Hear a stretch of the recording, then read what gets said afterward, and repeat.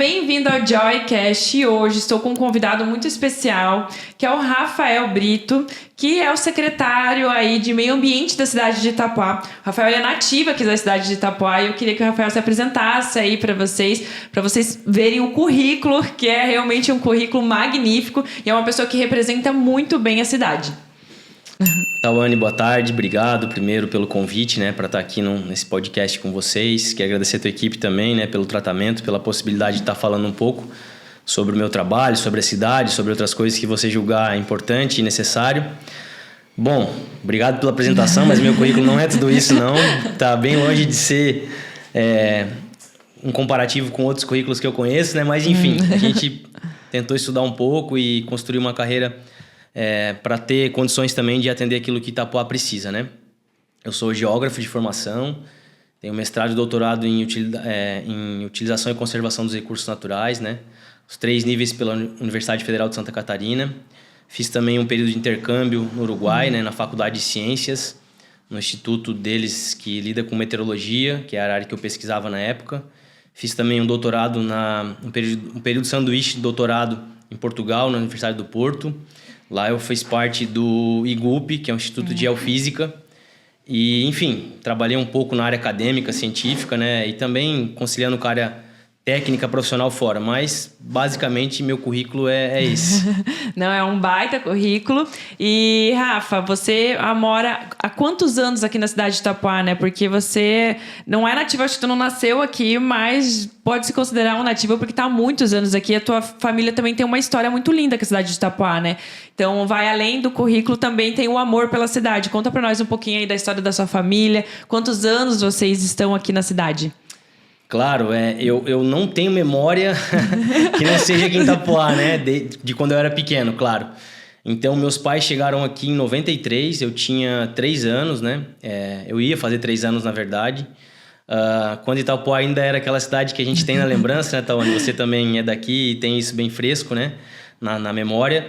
Bom, a gente chegou aqui para morar na Avenida do Comércio, que então era a principal avenida da cidade, né? Tinha um comércio, não, 2 metros e a loja do tamanho. Mas já foram visionários, né? Quem batizou, né? Porque depois passou a virou um centrinho comercial durante muito tempo e depois, né, a cidade foi se desenvolvendo para outros lados e hoje ainda tem vários comércios importantes lá, né? Sim. Mas eu acho que daquele tempo que permanece, a gente tem o supermercado Chaves ali, o Necos, Necos, que é mais né? antigo. Que é mais antigo. E aí meus pais chegaram, na época, alugaram uma casa ali do seu Cláudio, da dona Mercedes, né? Que tinha um outro mercado, né? O Mercatudo na época, muitas pessoas vão lembrar do que eu tô falando.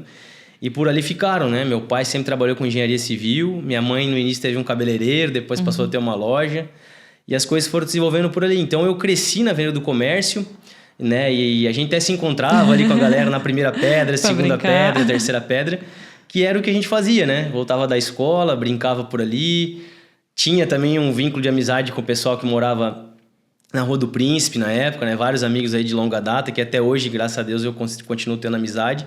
Mas então, meu crescimento se deu total em Itapoá, né? Eu não tenho memória, como eu falei, da infância sem ser em Itapoá. Então, sempre surfando, jogando bola na cancha do Nilson, que tinha ali. Né? Joguei muito ali também. Que era o que a gente tinha e era super feliz com aquilo, né? Sim, muito. Atrás da igreja, no campo da igreja matriz ali. O vínculo com Itapoá é desde sempre, assim. Eu não consigo dissociar a minha vida de Itapoá, não tem como.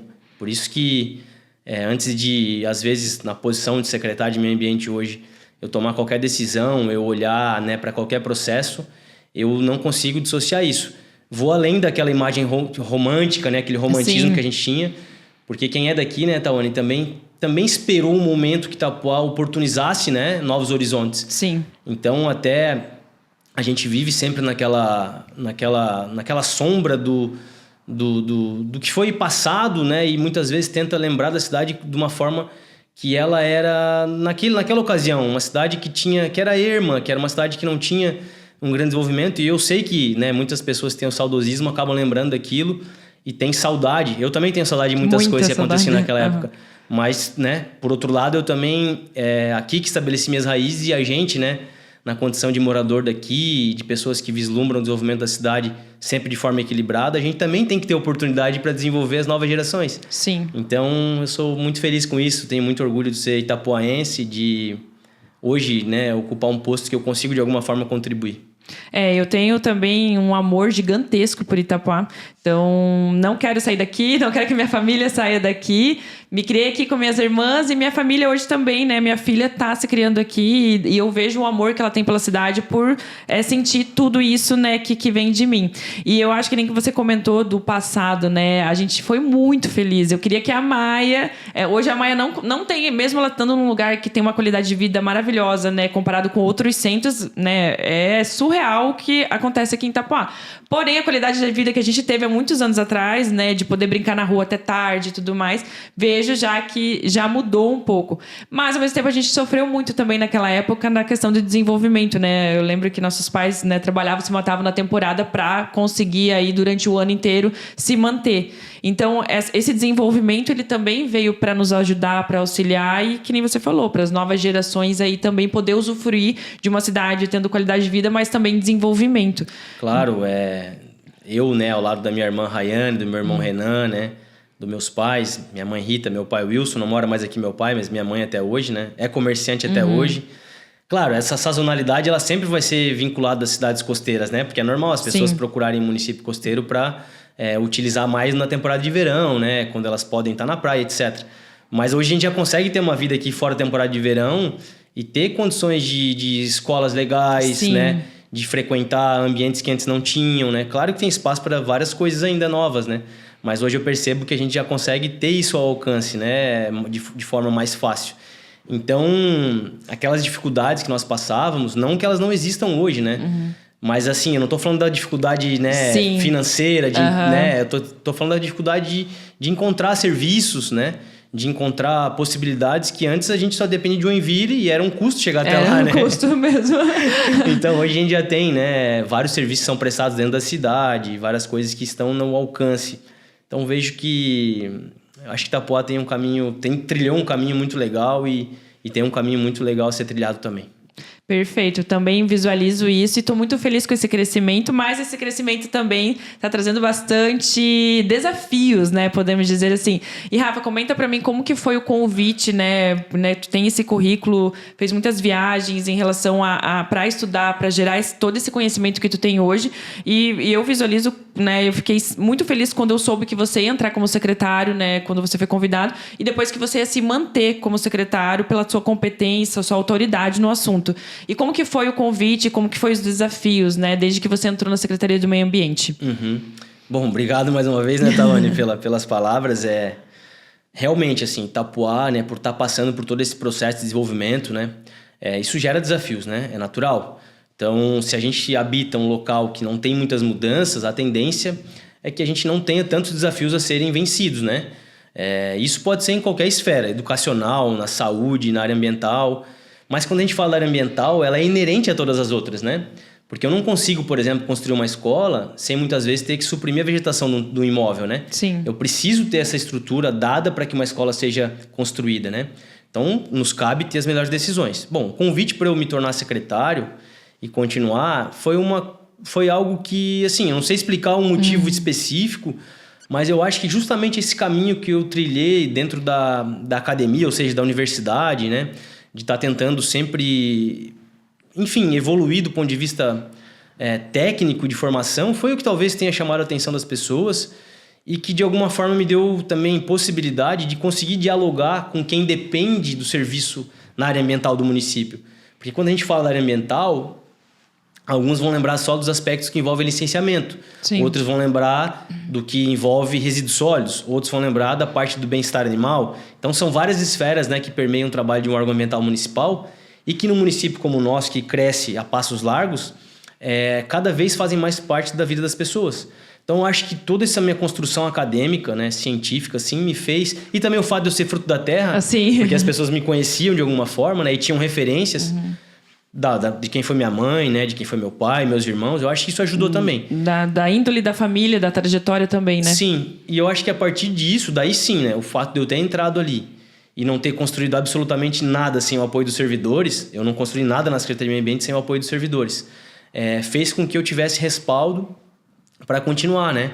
Então, também não estou dizendo aqui que eu sou o melhor gestor, longe disso, né? Acho que muitas pessoas podem, né, sobrepor o meu trabalho e torço para que isso aconteça, porque a partir do momento que uma pessoa que me né, suceda tiver um desenvolvimento, tiver um trabalho bem feito e melhor do que o meu, isso vai ser bom para a cidade, porque quer dizer que a cidade vai continuar evoluindo e crescendo. Então, de maneira alguma eu torço para que no futuro isso não aconteça, né? Gosto de ser lembrado por ter feito amigos, né, um bom trabalho e não tenha criado inimizades, né? A gente sempre busca isso. Mas existem atitudes também que a gente tem que tomar ao longo de um trabalho como um gestor, né, ambiental dentro do município, que demandam decisões que não são fáceis. Mas assim, tentando resumir um pouco tua pergunta, eu acho que foi isso. O fato de eu ter essa carreira construída, primeiro no âmbito acadêmico, científico e também em trabalhos que eu já prestava, né, concomitantemente na área ambiental, somado ao fato de eu ser daqui. E isso dá uma diferença, porque você conhecer o território que você está gerindo... Completamente. Muda. Nada contra quem vem de fora também e aprende rapidamente. Sim. Mas eu acho que isso é um bônus e não um ônus, né? Então, penso que tudo isso tem me dado credibilidade para seguir nesse cargo que não é fácil, mas que é muito gostoso também de ter oportunidade de trabalhar.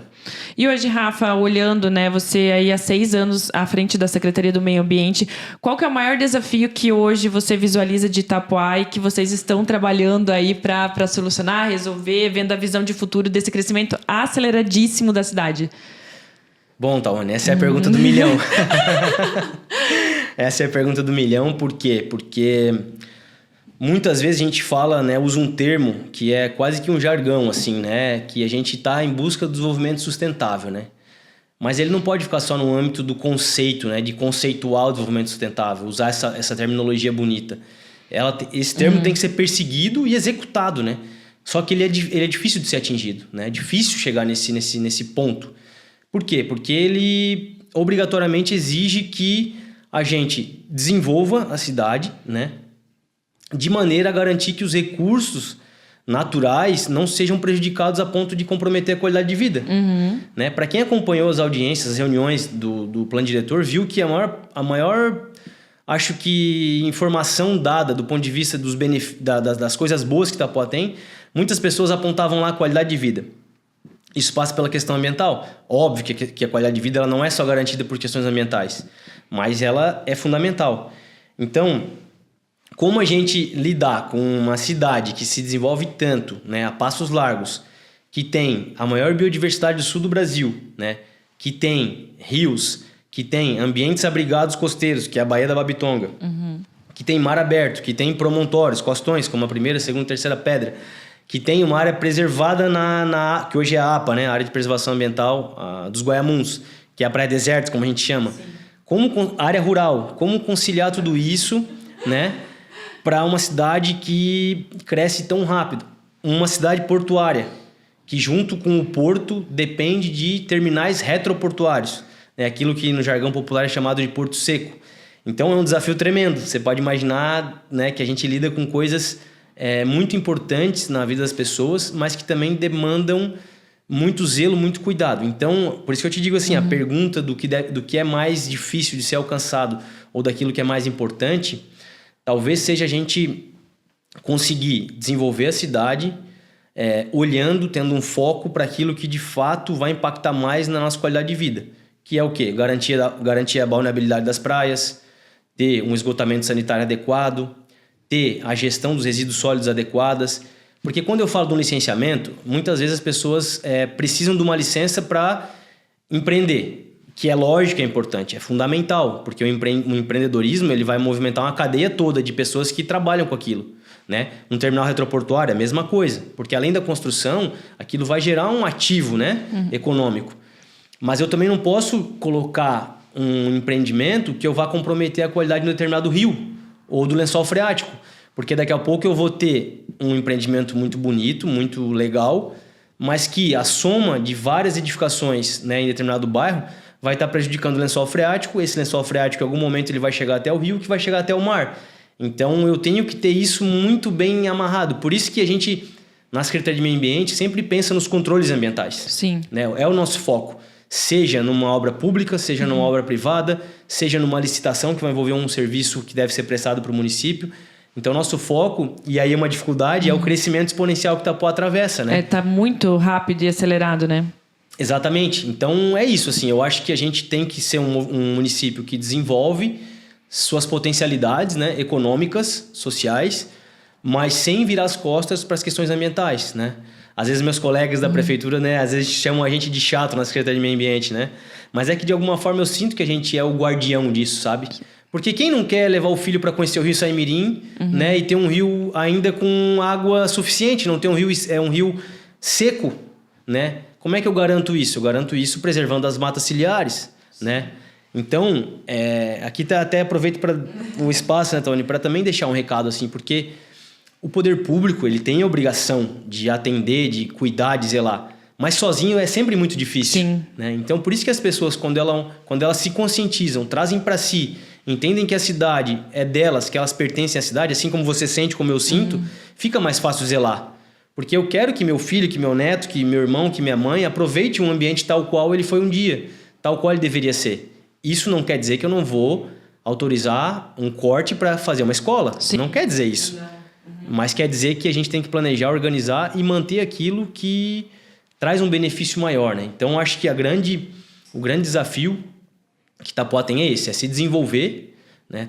Continuar fazendo a cidade ser reconhecida por isso, mas também manter os ativos ambientais que nós temos, né? A biodiversidade que nós temos, que é, no final das contas, aquilo que atrai os turistas, né? Porque todo turista, claro, quer ir para um grande centro urbano, mas se ele quiser só isso por isso, ele tem um leque de opções. Com certeza. Agora, quando eu chego no Rio Saimirim, olha aquele mirador, aquele pôr do sol, com aquele manguezal que tem lá, só Itapuã tem aquilo. Sim. Quando eu chego na Figueira do Pontal, olho para a parte mais interiorana da Baía do Abitonga e vejo aquele pôr do sol na Serra do Mar, só Itapuã tem aquilo. Então, acho que são essas coisas que precisam ser ajustadas. Não é fácil, mas a gente corre atrás disso.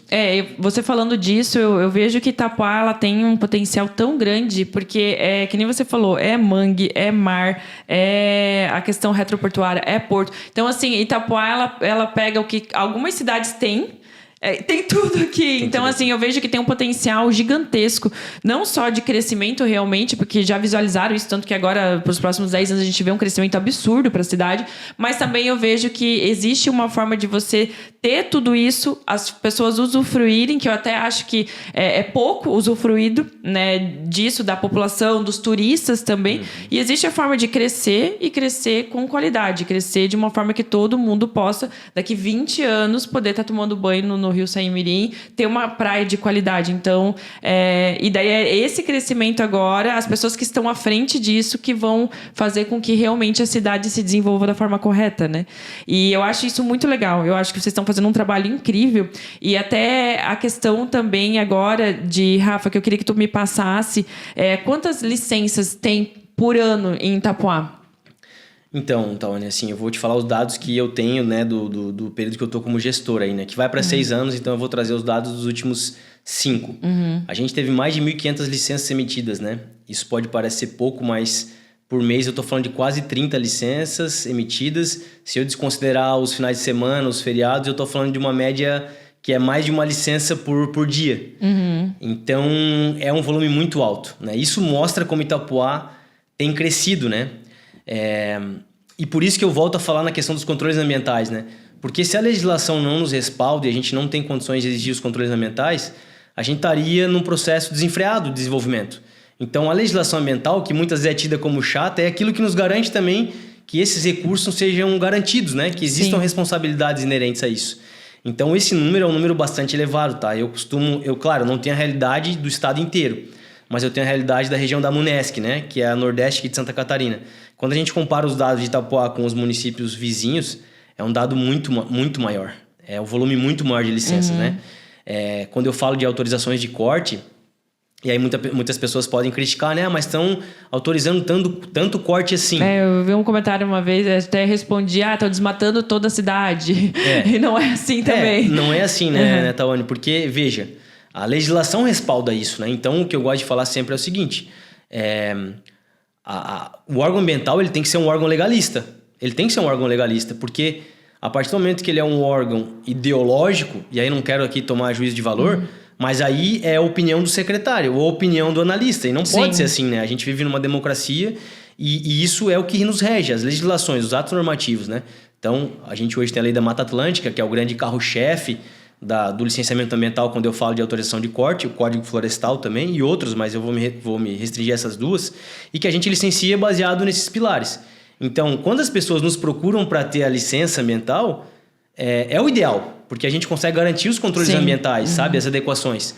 Claro que o problema é quando são as supressões irregulares, que não procuram... De invasão, algo do gênero. Exato, aí a gente tem um problema que a gente tem que correr atrás, né? Quando a gente fala de invasão, é até um assunto que extrapola a área ambiental, né? A gente entra até em outros níveis, né? Aspectos, às vezes, que envolvem a esfera criminal, digamos assim, né? Mas o nosso foco enquanto órgão ambiental é esse. Então, esse volume de licenciamento que Itapoá tem mostra o momento que a gente está passando, como as pessoas têm procurado o nosso município, né? E volto a dizer, o trabalho, né, do órgão ambiental, ele é sempre vinculado à quantidade de recurso humano, né? Pessoas especializadas, técnicas que lidam com isso. Então, nós temos hoje lá na Secretaria uma gama de profissionais, né, habilitados. É o maior efetivo de profissionais que Itapoá já teve, né, dentro do licenciamento ambiental, que faz toda a diferença para que os processos sejam céleres, que é o que a população precisa, e que, ao mesmo tempo, eles sejam analisados de forma adequada, ou seja, com atenção, para que eu também não tenha um volume muito grande entrando e que eles não consigam analisar com o detalhamento necessário. Afinal de contas, a gente está falando, de novo, né, de um bônus, de um ativo do município. Porque aí, essa é uma riqueza nossa, né, de Itapoá. É uma riqueza. Que a gente não pode perder, né? Não pode perder, porque se a gente perder isso... determinada vez eu fui numa reunião da audiência pública de Florianópolis e era no Costão do Santinho. Eu fui na minha disciplina de planejamento urbano, né? E lá discutiram muito isso, né? Sobre ocupação, assim, da cidade, né? O que Floripa tem de tão diferente das outras capitais? É a natureza. Sim. Porque se eu quiser uma área que é só concreto, eu posso encontrar isso em outros lugares. Posso encontrar. E não é uma crítica. Existe turismo para isso. Sim. Né? Vou falar de Las Vegas. Las Vegas tem inúmeros campos de golfe e é dentro de um deserto. Eles fazem transposição de água, né, em Las Vegas. Tem pessoas que procuram Las Vegas e é muito legal, eu quero um dia conhecer também, mas as pessoas que procuram outro lugar talvez busquem a natureza daquele lugar, né? Porque esse é o diferencial dele, esse é o ativo que ele tem. Não sei se todo mundo já foi para Foz do Iguaçu, eu fui para lá no passado e me encantei. Sim, me encantei também, eu demorei para ir para lá, sempre todo mundo falava, eu não... E quando eu fui, eu falei, nossa, por que eu demorei tanto tempo para conhecer Foz? Eu tive a mesma sensação, Tawane. E olha o ativo que eles têm, natureza. Natureza. Claro que eles potencializaram os pontos turísticos, eles potencializaram. Mas hoje eu escutei um dado, não sei se é real, que Foz do Iguaçu é o terceiro município no Brasil que recebe mais turista estrangeiro. Olha isso. Olha isso. Não fazia ideia, né, disso também. Então, assim, a gente tá falando de um país que tem o Nordeste, que tem Rio de Janeiro, que tem São Paulo, né? Então, Floripa tem esse ativo de edificações bonitas, imponentes, mas também tem um lado tradicional. Pô, aquela cultura caiçara. Que tem que se manter aqui também. Exato, entende? Aquela cultura, a construção portuguesa, né? A arquitetura portuguesa. Então, eu acho que isso que Itapoá, assim... Alcançando isso e mantendo essas belezas naturais que ela tem, conciliando com o desenvolvimento, a gente tem uma receita de sucesso aí. Não é fácil alcançá-la, mas eu acho que é o caminho que a gente tem que perseguir. E assim, falando em preservação hoje, quantas áreas preservadas tem em Itapoá e quais são essas áreas? Olha, a gente tem 7 unidades de conservação em Itapoá, né? A gente tem 2 que são particulares, que popularmente a gente chama de Volta Velha aqui, né? E a Fazenda Palmital, que são RPPNs, são privadas. E a gente tem outras 5 que são públicas, né? 3 reservas biológicas, que é a categoria mais restritiva que tem. Ou seja, lá dentro não é possível fazer nada, a não ser pesquisa científica e educação ambiental, desde que o órgão gestor autorize, que nesse caso somos nós, Secretaria de Meio Ambiente. A gente tem a APA dos Goiamuns, que é uma unidade de conservação de uso sustentável. Ou seja, ela não precisa desapropriar propriedades para existir, né? Ela pode ser utilizada de acordo com o plano de manejo dela. E a gente tem o Parque Natural Municipal Carijós, que é onde abriga a sede, desde segunda-feira, da Secretaria de Meio Ambiente, né? Ela é um parque, como eu falei, é uma unidade de conservação de proteção integral, mas ela é um pouco mais, como é que eu posso dizer, menos preservacionista, porque o plano de manejo prevê isso. Então, aqui em Itapoá, ela foi aprovada pelo CONDEMA, que é o Conselho Municipal de Defesa do Meio Ambiente. ela tem como gestor a Secretaria de Meio Ambiente e o CONDEMA. Qualquer alteração que eu vou fazer lá tem que passar por esse conselho. Ele é um conselho paritário, são 16 entidades, destas 8 da sociedade civil organizada. Então, assim, de unidade de conservação a gente tem essas, tá, Tawane? Mas áreas preservadas nós temos outras também, né? As matas ciliares. Claro que encontramos desafios também em ocupações irregulares, né? Então a gente sempre está tentando combater isso. A gente conta muito com a população para isso, porque hoje é difícil a gente estar em campo, em todos os lugares, né? Não tem né? como, né? Itapoá é muito grande, as pessoas não têm noção do quão grande a cidade de Itapoá é, né? Exatamente. Itapoá tem 246 km², é uma área gigante. Bombinhas, por exemplo, é a menor cidade em território do estado. Itapoá tem muitas bombinhas dentro. Então, fiscalizar isso não é fácil. Por isso que a população sempre é um suporte pra gente. Denunciando, né? Mandando nos canais de comunicação possíveis, porque a gente às vezes não consegue chegar na velocidade que a pessoa quer, né? Sim. Mas em algum momento a gente vai chegar. Sim. Então, é isso, assim, é uma construção conjunta, né? A gente não consegue, só enquanto Secretaria de Meio Ambiente, Prefeitura de Itapoá, dar conta das demandas, né? Por isso que a população sempre vai ser um suporte nisso. E os manguezais também, né? Os manguezais também, a gente tem os manguezais. Porque assim, isso que eu te falei, né, então, essas unidades de conservação são aquelas que são estabelecidas por lei. Então, elas são unidades de conservação. Mas nós temos outras áreas de preservação permanente que daí são estabelecidas também por atos normativos federais, estaduais e municipais. Então, o Código Florestal, naturalmente, ele já protege manguezal. Naturalmente, ele já protege vegetação de restinga fixadora de duna, né? E outras. Relevos que têm inclinação acima de 45 graus também são áreas de preservação permanente. A gente tem várias dessas em Itapoá. De inclinação, nem tanto. Nosso relevo é plano. Né? A maioria das vezes é plano. Mas manguezal a gente tem vários no município, na Baía da Babitonga, na Barra do Saí, né? A gente tem também as restingas ao longo da orla, né? Em muitos casos a gente já teve vários trechos que foram erodidos, né? Pela erosão costeira, mas a gente está passando por um processo de reconstituição dessa vegetação, com a obra de alimentação artificial de praia que está sendo feita, né? Então essa a gente também tem aqui. Por isso que é importante, de novo, né? Quando os processos de licenciamento eles são requeridos. Sim. Porque aí o analista da secretaria ele consegue olhar e preservar essas áreas. Porque às vezes as pessoas elas não querem cortar aquilo por cortar. Às vezes é um desconhecimento mesmo. Ela vem de um local ou de um bioma que a restinga não existe. Sim. Aquilo para ela é um mato. Ela não entende que aquilo tem um aspecto geomorfológico importante, que é manter a areia no local. Ela acha que aquilo ali simplesmente atrapalha a visão dela. Atrapalha a visão dela. Então ela corta. Quando na verdade aquilo é um mecanismo de proteção da própria propriedade dela. Sim. Aquilo protege a rua que está na frente da casa dela, protege a casa dela. Então são detalhes que às vezes, né, passam despercebido, porque nem todo mundo tem a obrigação de conhecer tudo. Sim. Se eu for discutir contigo questões que envolvem o mercado imobiliário, eu não sei nada, né? Então são coisas que às vezes para mim é o trivial. E na área ambiental é a mesma coisa. Às vezes são aspectos que não são importantes para a população, mas que a gente justamente está ali para dar esse suporte. Até que falando da questão ambiental, quando eu penso, acho que a maior parte das pessoas pensa, meio ambiente só cuida da questão de ter árvore e não ter, mas vai muito além disso, né? E até você puxou o gancho ali da questão do alargamento. Como que foi o primeiro alargamento que aconteceu e hoje vocês já estão trabalhando para a gente dar continuidade nisso, né? Sim. O primeiro processo, né, Tawane? Então, ele é um licenciamento do Porto de São Francisco do Sul, né? Ele é o requerente do licenciamento. Inicialmente, o foco foi o aprofundamento do canal de navegação, né, externo, para que a gente recebesse embarcações de maior calado aqui nos portos da Babitonga, né? Então, eles obtiveram o licenciamento recentemente e é o primeiro empreendimento desse tipo, atividade licenciada desse tipo no Brasil, que tem uso benéfico do sedimento, né? Ou seja, ao invés de a gente descartar areia, que é um minério, se eu não estou enganado, é o minério mais utilizado no mundo, ao invés de eu descartar ele, eu dou uso para ele. Sim. Né? O que para nós foi excelente, porque a gente passa por um processo erosivo, né? Pelo menos desde a década de 80, final dos anos 70, e essa areia, então, ela reconstituiu boa parte da nossa praia, né? Está sendo um trabalho executado por uma empresa draguista que é uma das maiores do mundo. Então, a gente está tendo esse trabalho, né, como um case de sucesso para o Brasil, assim. Sim. E até para o mundo, né? E, além disso, foi um dos aspectos que o requerente da licença, em concordância com o IBAMA, que é o órgão licenciador, com a prefeitura, né, com todas as entidades envolvidas, nunca teve contestação, que foi o quê? Reconstituir as dunas frontais e fazer o plantio da vegetação de restinga. Porque é isso que vai garantir a durabilidade da obra, né? Toda obra de engenharia, ela carece de manutenção. toda, Sim. né? Se eu fizer uma casa, tudo bem, ela vai ter uma vida útil longa, mas eu vou ter que dar manutenção. Mas ela vai ter que fazer manutenção uma hora. Então, quanto melhor eu fizer a casa, menos manutenção eu vou dar. O mesmo se aplica para o mole, o mesmo se aplica para um headland, o mesmo se aplica para uma alimentação artificial de praia.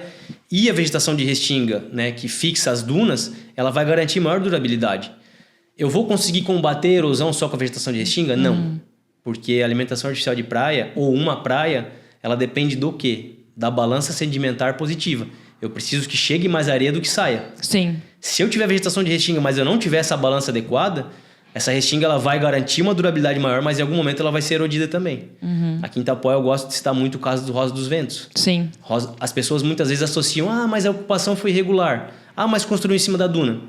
Se vocês olharem as imagens históricas que tem do Rosa dos Ventos, o governo do estado ele disponibiliza imagens de 57, 78, 2000. A partir de 2000 já começa a ter um acervo no Google Earth, que me permite voltar no tempo e olhar. Se vocês olharem o Rosa dos Ventos, vocês vão ver que não tinha edificação lá praticamente em cima dos lotes à beira-mar. Eu tinha floresta lá ainda. Não estou nem falando da vegetação de restinga fixadora de duna. Essa que a gente conhece na beira da praia. Era depois. Eu tinha 2 quadras, né? Além do que hoje é beira-mar. E ali o mar erodiu a restinga. Ali pegou bastante, né? Entende? Então eu não estou garantindo que essa obra seja perpétua porque ela tem restinga, né? Eu gosto de ilustrar isso também porque muitas vezes as pessoas, por um desconhecimento, às vezes pelo senso comum, né? A gente acaba escutando muitas vezes assim, o mar vai tomar o que é dele. Gente, eu estou falando aqui numa escala, né, local. Se eu for expandir o debate, entrar numa escala de mudança climática global, aí a gente não vai... A gente tem que fazer um podcast para falar sobre isso, né? Mas eu estou falando sobre isso por quê? Porque é importante dizer que nem tudo foi ocupação irregular. Ocorreram algumas em Itapuã? Ocorreram, normal, como ocorreu em qualquer outro lugar, exatamente, né? Mas que em Itapuã eu te diria que são até mais pontuais, Tataone, do que em larga escala. E a gente na Secretaria de Meio Ambiente, muitas vezes, quando está respondendo ao órgão fiscalizador, tenta mostrar isso. E não simplesmente escrever. Sim. Eu tento reconstituir os fatos e mostrar. Olha essa imagem aqui de 57. Olha essa aqui de 78. Eu tinha 400 metros de restinga. Elas desapareceram em 40 anos, 50 anos. Então eu gosto de falar isso por quê? Porque a obra que está acontecendo, ela está sendo excelente, ótima. Sim, está mandando muito bem. A restinga é fundamental. Eu estou muito feliz que isso está acontecendo. Mas em algum momento, caso essa balança sedimentar seja mudada, a gente vai voltar a ter problemas no futuro.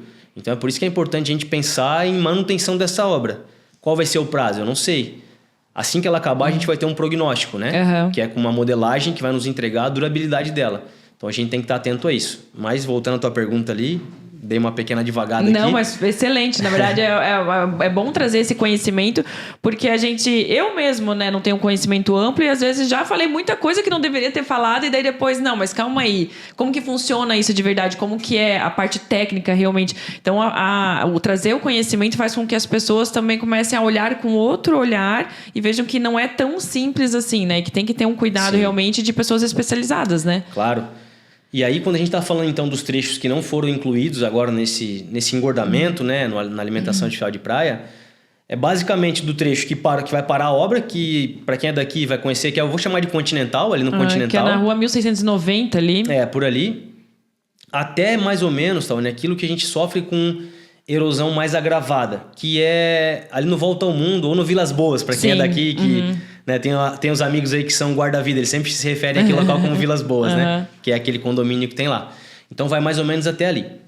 A gente agora fez, né, através da Secretaria de Meio Ambiente, a gente construiu um processo licitatório para a contratação dos estudos ambientais e projetos executivos de engenharia, né, para que a gente possa, ao final desse processo, tendo uma empresa vencedora ou um consórcio de empresas, ter um processo de licenciamento vinculado ao IMA, porque é o IMA que licencia, né, o órgão estadual, e depois de uma eventual licença emitida, licença de instalação, a gente já ter os projetos e as planilhas prontinhas para poder licitar. Porque a grande dificuldade que a gente tem hoje é muitas vezes ter o projeto a nível executivo e as planilhas, que é o cronograma físico-financeiro, quanto vai custar a obra, a estimativa de custo. Né? Então a gente fez uma pesquisa de mercado, construímos o processo licitatório pela Secretaria de Meio Ambiente e... Ontem eu recebi da pré-licitação as correções que faltavam. Estou adequando. Até sexta-feira eu vou retornar para primeira mão aqui para vocês. Vou retornar para a licitação. E isso vai ser, então, seguir o fluxo dele. Que é ir para a licitação faz mais uma análise da documentação e publica. Aí a publicação é aquele rito trivial, né? Se não tiver impugnação, se não tiver esclarecimento, vai seguir o fluxo dela e vai ser publicado e uma empresa vai ganhar e a gente vai ter o licenciamento. Mas é importante, Tawane, explicar para todo mundo que a gente tem algumas diferenças desse processo que está acontecendo. Esse que está acontecendo, ele foi uma condicionante do processo de licenciamento. Então, o município de Itapoá recebeu essa areia, todo esse processo, sem custo assim, né? Efetivo de pagar pela obra. Foi tudo o Porto de São Francisco juntamente com o Porto Itapoá, né? Exatamente, né? É um acordo, né, bipartite, vou chamar assim, que encontrou uma forma de custear essa obra, né? Para os portos. Mas aqui não, aqui a gente está falando por hora dos estudos ambientais, porque as pessoas também muitas vezes desconhecem isso, né? Mas esse não é um processo de licenciamento simples. Santa Catarina está na vanguarda desse tipo de licenciamento. Embora Santa Catarina não tenha sido o primeiro estado a receber o engordamento de praia, tiveram outros estados que foram precursores nisso. Do ponto de vista do licenciamento, o IMA aqui no estado, ele é uma referência. Ele é uma referência. Então, o IMA tem vários profissionais, né? Engenheiro civil, oceanógrafo, geólogo e tantos outros que analisam esses processos. E eles que dizem, olha, com base no que nós temos aqui, essa obra está autorizada. Então, a gente precisa passar por esse rito ainda. Não há um prazo pré-estabelecido. Muito provavelmente a licitação vai ser aberta com 18 meses para execução, porque só de estudo são 12 meses, né? Porque vai ser uma obra que vai ser enquadrada como o EIA-RIMA. Então, a gente vai ter que fazer um EIA-RIMA para poder licenciar.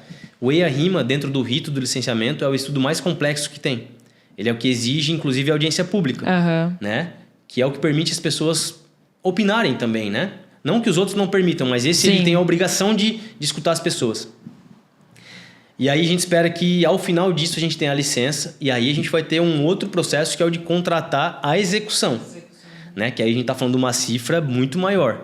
Mas que eu costumo conversar, né, com o prefeito, com outros colegas do Poder Público Executivo e até do Legislativo. São etapas que têm que ser vencidas. Então, cada um que passa... leva tempo, né? Claro. E cada um que passa na gestão de qualquer uma das pastas vai deixar um legado, seja ele qual for. Então, se eu tiver a oportunidade de deixar licenciado, eu vou estar muito feliz. Eu sei que vai ser um desafio para o próximo encontrar recurso, né, para isso. Mas são passos que têm que ser dados, né, que devem ser dados. Então, a gente está nesse momento agora. Tem algumas particularidades técnicas, né? Não vou me ater muito a elas, mas só uma que eu gostaria de lembrar aqui. Ali, nesse engordamento que a gente está passando, eu tenho uma jazida. Qual é a jazida? É o canal. Então, aprofundando o canal, eu tiro a areia compatível com a nossa praia e trago ela para Itapoá. Estou resumindo muito aqui, né? Porque é uma engenharia muito mais complexa. Sim. Aqui não. Nesse trecho que eu estou falando, muito provavelmente a gente vai ter que fazer uma busca ativa por uma jazida, né, em alto mar. Então, tem todo um processo, né, através de um scanner, né, vou resumir assim, que escaneia o fundo, né? São coletadas amostras do fundo marinho, né? Há uma análise de granulometria para ver se os grãos são compatíveis com a nossa praia. E aquilo ali, então, vai ser a nossa fonte de areia. É a nossa jazida. Isso tende a dificultar um pouco o processo do ponto de vista técnico e até, às vezes, encarecer a obra. Sim. Né? Mas é a forma que a gente tem de fazer. Só para dar um exemplo, né, ilustrativo, a Gold Coast, na Austrália, né, entendeu que o ativo deles lá é o turista, é o turismo. E lá eles perceberam que 90 e tantos % das pessoas que frequentam a Gold Coast vão para a Gold Coast por causa das praias da Gold Coast. Então eles não podiam ter processo erosivo lá. Porque se eles tiverem processo erosivo, a praia vai ficar feia. Sim. Eu começo a ter as estruturas deterioradas, eu começo a ter enrocamento, gabião, paliçada. Do ponto de vista cênico, não é legal. Não. Você concorda comigo, não concorda? Sim, principalmente quando está no inverno e tem questão de maré cheia, questão de... Fugiu a palavra agora de quando acontece no inverno, que tem a ressaca. Então, daí, consequentemente, tudo isso, aos olhos de quem turista ou até de um investidor, não é legal, né? Claro, ele não vai aplicar um recurso ali num local que ele está vendo que tem algo diferente, né? Isso afeta outras instâncias da sociedade. Vou pensar aqui no ambulante, que antes ele conseguia percorrer da terceira pedra até o Rainha.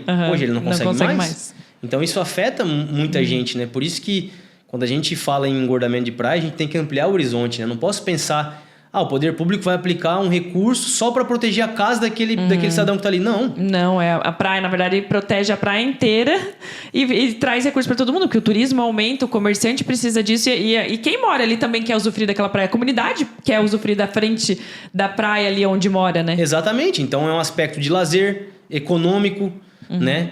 De proteção costeira. Então, ele tem vários aspectos que são inerentes a ele e que são importantes, né? Por isso que eu citei a Gold Coast, por quê? Porque lá ele já tem jazida mapeada para 50 anos. Nossa. Então, lá eles já enxergaram isso e perceberam que quer seja as mudanças climáticas globais, quer seja ocupação irregular, quer seja uma gama de variáveis que refletem, né, nisso, a gente precisa tentar combater. Claro que existe uma linha de pensamento que vai falar que a gente tem que realocar toda a população que habita a orla. Mas aí, gente, se eu pegar a parte ali do Cambiju do Brasília, o Rio Saimirim chega muito próximo da praia. Sim. Eu estaria falando do... Teria que tirar um bairro inteiro praticamente. Entende? Então eu preciso, do ponto de vista até financeiro, orquestrar isso. O que vai ser mais barato, né? Talvez eu pensar numa alimentação artificial de praia, que vai me garantir, às vezes, uma saúde da praia por muitos e muitos anos, até décadas, ou realocar um bairro inteiro. Não faz sentido, né? E assim, gente...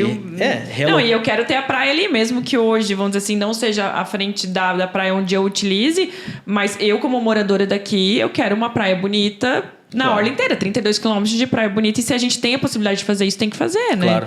A gente fala de uma técnica, né, que se chama construindo com a natureza. Então, é por isso que a gente tenta fazer o quê? Replicar aquilo que a natureza fez. Por isso que eu falo da duna, da restinga. Porque, de fato, eu vou alimentar a praia e não vou colocar duna, não vou colocar restinga. Eu, particularmente, sou contrário a isso. Sim. Porque aí eu acho que a gente estaria colocando um recurso que ele ia desaparecer muito mais rápido e eu não estaria tentando reprisar aquilo que a natureza por si só construiu. Então, se eu tento usar técnicas que repetem o que a natureza fez, né? Difícil falar repetir, porque a natureza é tão perfeita que o ser humano não alcança, né? Mas melhorar a situação, eu acho que daí é um caminho bem plausível e que Itapuá e tantos outros municípios do planeta não tem muita escolha assim, nesse momento, né?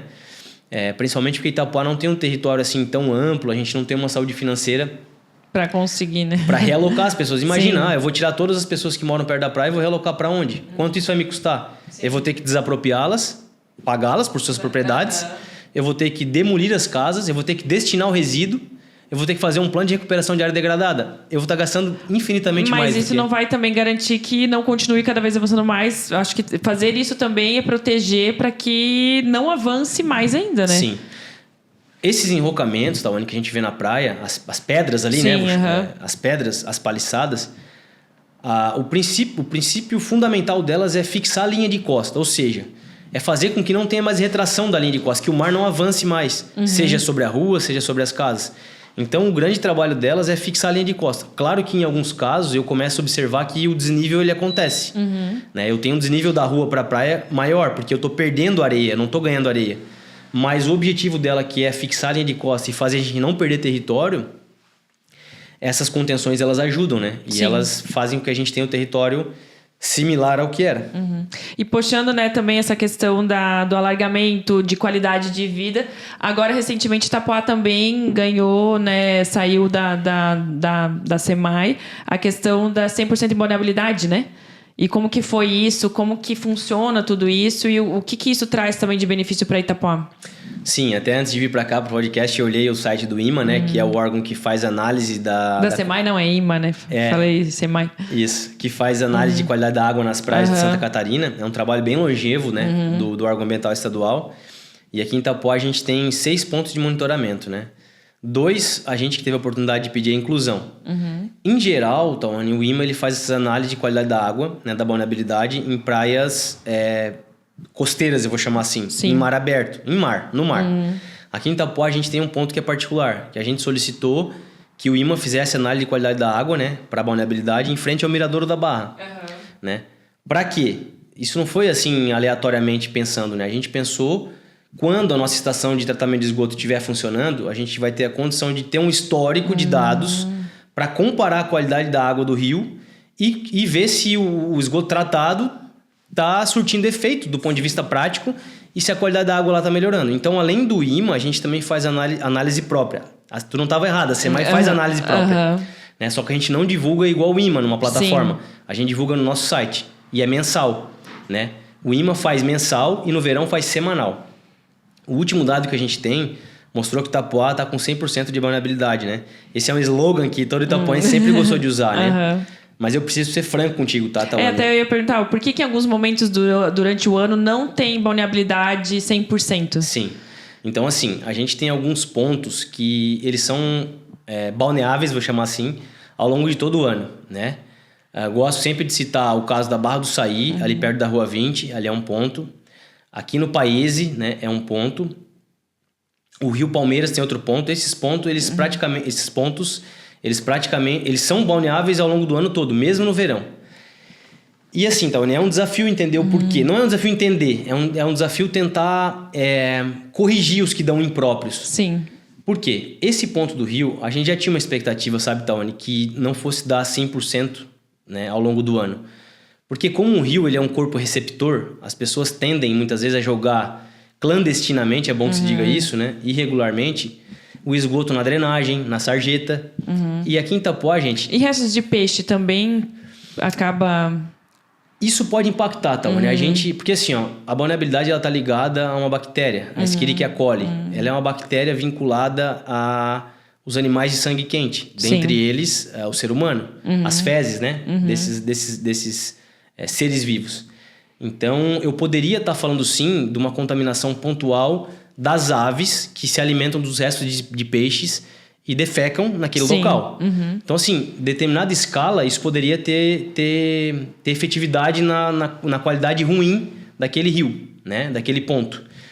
Mas a gente acredita, né? Eu conto muito com a colaboração do Leonardo e do Gabriel, que são 2 engenheiros da Secretaria de Meio Ambiente, e eles têm se aprofundado um pouco mais nisso, que infelizmente tem vínculo com esgoto clandestino, né? Mas por que eu digo que no Saimene a gente já tinha essa expectativa? Porque, infelizmente, muitas pessoas tendem a fazer esse tipo de extravasamento. Então, se eu tenho meu sistema de tratamento de esgoto individual, em algum momento ele extravasou, principalmente no verão, né, Tawane? Se a gente for chamar um caminhão limpa-fossa, o valor não é barato. Sim. Então, as pessoas muitas vezes esperam chegar na madrugada, na noite, para poder esvaziar a sua fossa, para ter condição de receber a pessoa que alugou, né, o veranista. Então, isso de alguma forma vai chegar. Aqui em Itapoá a gente não tem escolha. Ou vai chegar no rio, ou vai chegar no mar. Invariavelmente, o do próprio rio vai chegar no mar também, né? Mas todo o corpo, ele tem uma propriedade, vou chamar assim, que se chama de autodepuração. Por isso que o mar, ele consegue autodepurar o efluente sanitário muito mais rápido. Por isso que a capacidade de aparecer a bactéria no mar, ela é muito menor. Sim. Porque a troca das águas, a energia das ondas, tudo isso faz isso se depurar mais rápido. No rio, não. Aqui em Itapoá, os rios são de baixa vazão, né? Então, eles não têm uma depuração tal qual tem o mar. Por isso que a tendência de encontrar essa bactéria no rio, ela é maior, né? Eu tô sendo bem leviano aqui na forma como eu tô tratando, tá, gente? Porque se eu for entrar no mérito técnico, assim, é bem... os engenheiros sanitaristas me ouvindo aí vão... Não, mas isso é até bom porque, vamos dizer assim, para pessoas comuns mesmo, que nem como eu, como todo mundo que tá aqui junto agora, para que consiga entender, porque se parte para a parte técnica, vai ficar todo mundo literalmente viajando na maionese. E assim, a gente consegue entender realmente o que é, por que é e a importância disso tudo, né? Sim. Então, assim, e é curioso, tá, Tawane? Porque a gente no início começou a investigar e achava que os pontos impróprios que davam às vezes, tirando esse do rio, porque esse a gente já esperava, né, eu confesso, mas também não me arrependo de ter escolhido esse ponto para análise do IMA, porque como eu falei, como gestor eu tenho 2 opções, ou eu negligencio o problema... daí não faz esse que vai estar sempre ok. Exato, então vai estar 100% de vulnerabilidade porque eu desconheço a qualidade daquele rio. Sim. Ou eu levanto o dado para eu ter como depois melhorar, né, e é o que a gente está tentando. Mas o que eu vou falar assim é porque a parte do mar, ela criou algumas confusões até interpretativas, né? A gente foi então tentar encontrar um motivo. Aí quando eu vou lá na Rua 20, eu não tenho drenagem sendo jogada na praia. Drenagem urbana, né? Então a gente pensou, poxa, lá deve dar 100% balneável, né? Próprio, porque não tem drenagem. Então se não tem drenagem, esses esgotos que são ligados irregularmente na drenagem urbana não chegam na praia. Faz sentido. Sim. Mas aí, quando eu chego no Paese, o ponto de monitoramento de qualidade da água aqui na Beira-Mar 3, no Paese, é bem em frente a uma drenagem grande. E ali nunca deu impróprio. Isso quer dizer... E essa drenagem, vamos dizer assim, que muitas vezes sai no mar ali, é rio mesmo, né? Só para as pessoas terem noção do que é. Não, é bom esclarecer isso, tá? Na verdade, não são rios. São drenagens urbanas mesmo. Ou seja, servem para levar as águas pluviais, águas da chuva, né? E deveriam ser só para água pluvial. A partir do momento que eu tenho o meu vizinho ou alguém lançando esgoto irregular ali, ela deixa de ser só pluvial. Mas eu falo isso até importante. Obrigado pelo lembrete, Tawane. Porque assim... Quando a gente caminha, pedala na praia, algumas pessoas, elas... não vou passar ali porque é esgoto. Gente, não é esgoto. Ou pelo menos não deveria ser, né? A gente até, no verão retrasado, a gente fez umas plaquinhas, a gente fixou nessas galerias. Sim. Para mostrar que aquilo ali não é esgoto. Aquilo ali é água pluvial. E é natural que aqui em Itapoá, gente, por conta do nosso solo, a água seja até mais escura. É normal. Aquilo não quer dizer que ela está suja ou contaminada, né? Geralmente a contaminação ela vai estar associada ao odor. Então, se eu sentir um odor estranho, aí sim, né? Mas até alguns casos aqui em Itapoá, o odor do manguezal, por exemplo, ou seja, a matéria orgânica em decomposição, também tem um odor diferente, né? Então, é só para explicar isso assim. Mas ali são águas pluviais que servem para drenar o continente, para a gente não ter inundação, alagamento nas nossas casas. Então, ali no país é um caso que a gente não identifica impróprio, sempre está próprio. E ali tem uma drenagem. Daí a gente lá na secretaria parou e pensou, poxa... Mas então quer dizer que aqui tem uma drenagem e está 100% próprio. Por quê? Porque provavelmente a população que reside na bacia que chega nessa drenagem não joga esgoto. Então, se fosse só água pluvial, em todos os casos, a gente não teria problema de vulnerabilidade. Os locais que a gente encontra problemas, olha, eu te diria assim, não posso te dar 100% de certeza, mas muito provavelmente elas estão associadas àquelas bacias de contribuição que lançam esgoto clandestino. E é muito difícil pegar, Tawane, por quê? Eu tô te dando o exemplo do teu vizinho, do meu vizinho, que lança na sarjeta, na drenagem, e que eu vejo.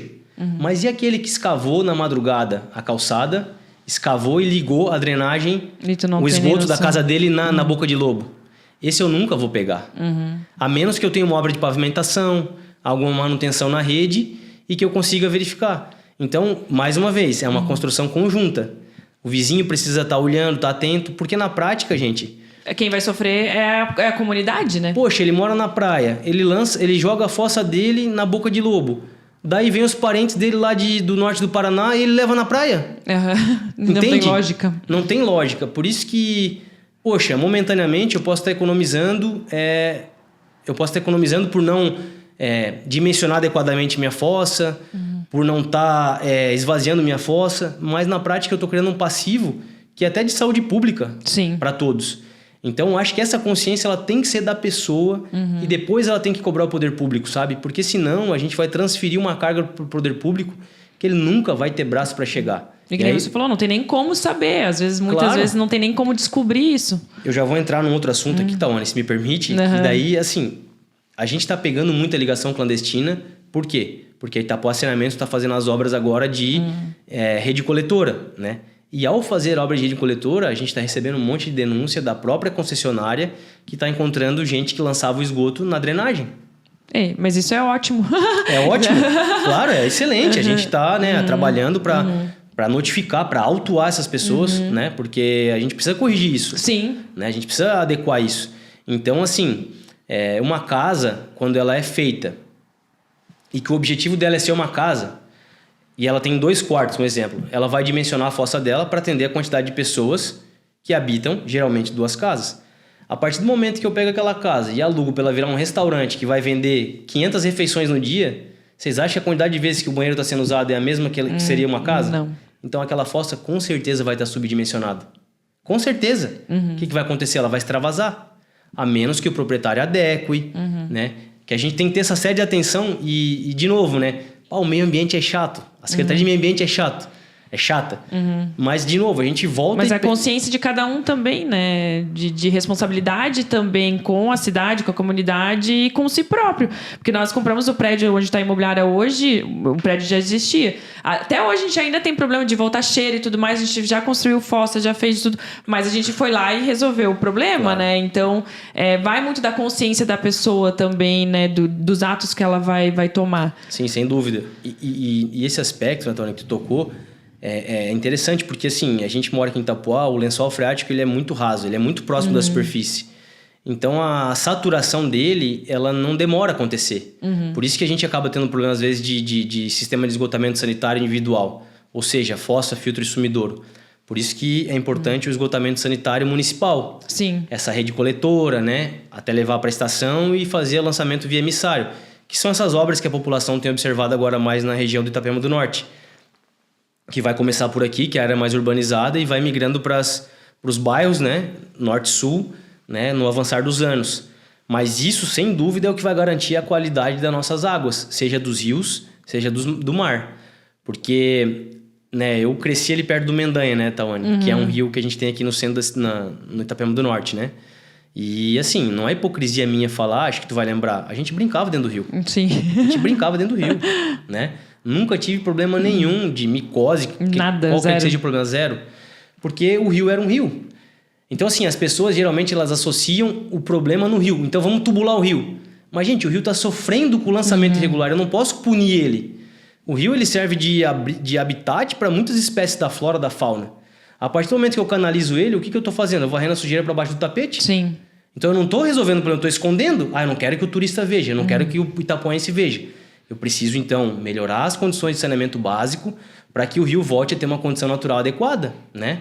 Então a gente até monitora a qualidade do rio, do Mendanha, do Palmeiras e do Saimirim, e a gente utiliza um mecanismo da CETESB, né? Que é uma empresa de São Paulo, que é referência também em vários aspectos. E a qualidade do rio Mendanha e do rio Palmeiras e do Saimirim, elas estão dentro do aceitável ainda, né? Mas isso eu estou falando de uma métrica de qualidade da água. Não quer dizer que ela sirva para consumo humano, não é isso que eu estou falando, gente. Bom fazer um parênteses aqui bem específico. Mas ela ainda está dentro do aceitável. Então a gente tem condição de retorno, as condições boas dele. Só que é preciso entender que essa colaboração ela tem que ser de todos. Porque a partir do momento que eu falo que a contaminação é na drenagem, vamos pensar assim. Eu estou olhando um esgoto que está caindo aqui numa boca de lobo aqui, na minha frente.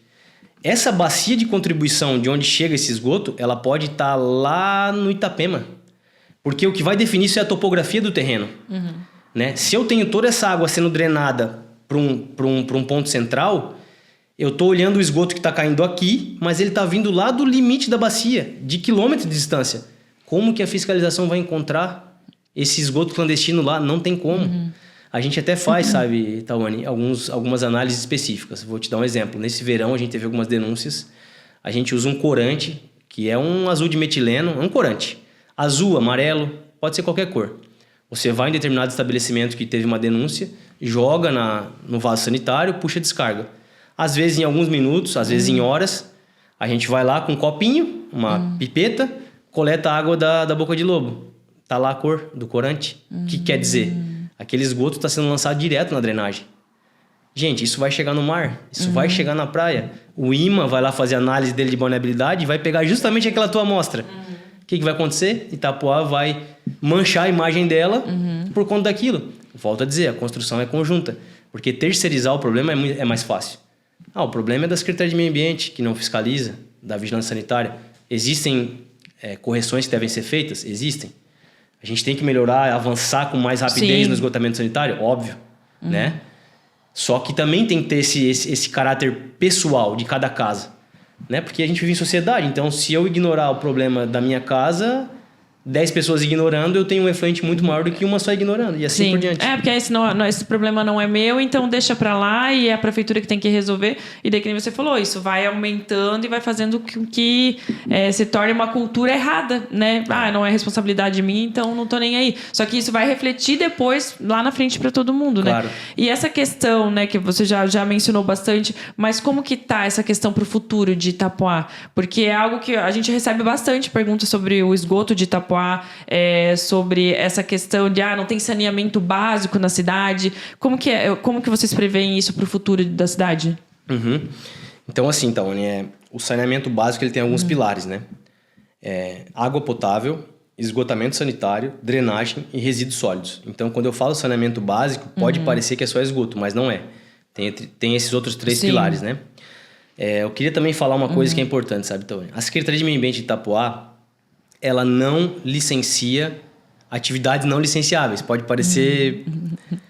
minha fala ficou um pouco estranha, né? Mas eu vou explicar.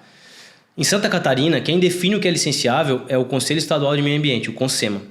Então, eu não posso, Rafael, decidir que uma atividade é licenciável. Vou dar um exemplo. Borracharia aqui em Santa Catarina não é licenciável. No Paraná é. Sim. Oficina mecânica, mesma coisa. Então, eu não posso aqui criar uma atividade licenciável, né? Beleza. Dito isso, o que acontece? Boa parte dos problemas que a gente encontra são das edificações habitacionais unifamiliares ou multifamiliares até 9 unidades. Isso quer dizer o quê? Eu estou falando das atividades que não são licenciáveis, que não passam pelo nosso controle. E não estou fazendo isso, gente, para eximir a Secretaria de Meio Ambiente de responsabilidade. Não é isso, é ao contrário.